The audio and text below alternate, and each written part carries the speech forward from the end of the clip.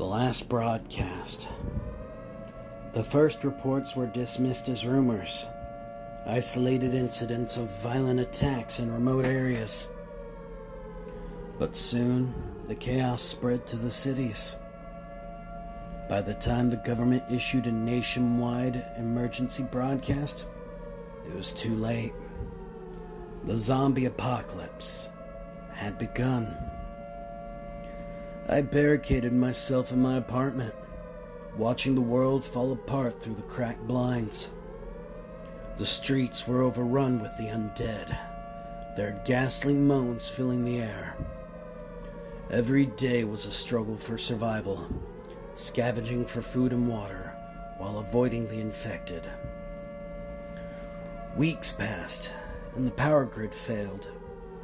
With no electricity, communication with the outside world became impossible.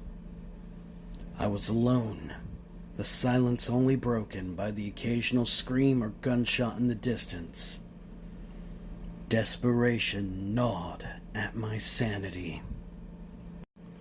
One evening, as I rummaged through my dwindling supplies, I heard a faint crackle from the old battery-powered radio I had found. My heart raced as I turned the dial, trying to catch the signal. "This is a message to all survivors." A voice finally came through, distorted but clear enough to understand. "A safe zone has been established at the old military base on the outskirts of the city. If you can hear this, make your way there. We have food, water, and protection." Hope surged through me. I packed my bag with the few supplies I had left and prepared to leave.